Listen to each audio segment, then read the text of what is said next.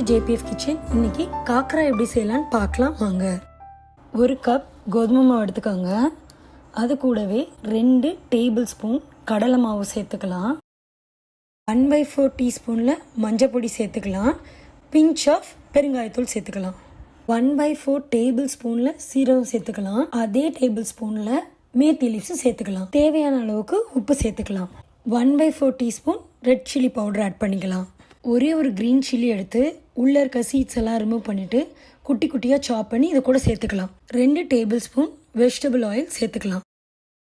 இதை ரஃப்பாகவே நல்லா கையை வச்சு பிசைஞ்சு விட்டுக்கலாம். 1/2 கப் பாயில்டு மில்க் ஆட் பண்ண போகிறோம். கொஞ்சம் கொஞ்சமாக சேர்த்து இந்த கன்சிஸ்டன்சி வர்ற வரைக்கும் நல்லா பிசைஞ்சுக்கோங்க.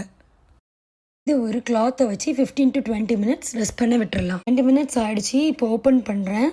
ஓப்பன் பண்ணிவிட்டு நம்ம again 1 tablespoon of oil இதில் சேர்த்துக்க போகிறோம். சேர்த்துட்டு நல்லா கையாலே பிசைஞ்சு இந்த மாதிரி குட்டி குட்டி பால்ஸாக டிவைட் பண்ணிக்கோங்க. திருப்பி ஒரு கிளாத் வச்சு மூடுறோம். ஏன்னா இது ட்ரை ஆகிடக்கூடாது. நமக்கு ஒரு உருண்டை எடுத்து டேபிள் டாப் கொண்டு வந்து கொஞ்சமாக மாவை தூவிக்கோங்க. உருட்டுறதுக்காக ஒட்டக்கூடாது. ஆனால் தவாக்கு போய் நம்ம இதை ஹீட் பண்ணும்போது அதில் ஒரு மாவு கூட இருக்கக்கூடாது. எல்லாத்தையுமே நல்லா தட்டி தொடச்சி எடுத்துருங்க. இப்போ இதை ஸ்டவ் ஆன் பண்ணி தவாவில் போட்டுக்கலாம். போட்டுட்டு ஒரு 2 மினிட்ஸ் அந்த கலர் மாறட்டும்.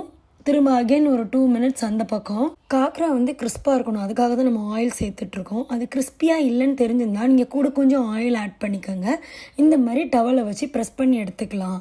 ஸோ கார்னர்ஸ் மிடில் எல்லா பக்கமும். எனக்கு இப்போ இது நல்லா கிறிஸ்பியாக இருக்குது. இப்போ நான் ஒன்று ஓப்பன் பண்ணி காட்டுறேன். அது அப்படியே அப்பளம் மாதிரி உடையணும். சப்பாத்தி மாதிரி சாஃப்டாக இருக்கக்கூடாது. இதை உங்கள் வீட்டில் ட்ரை பண்ணுங்கள். ட்ரை பண்ணிவிட்டு எப்படி இருக்குங்கிறத எனக்கு ஷேர் பண்ணுங்கள். தேங்க்யூ.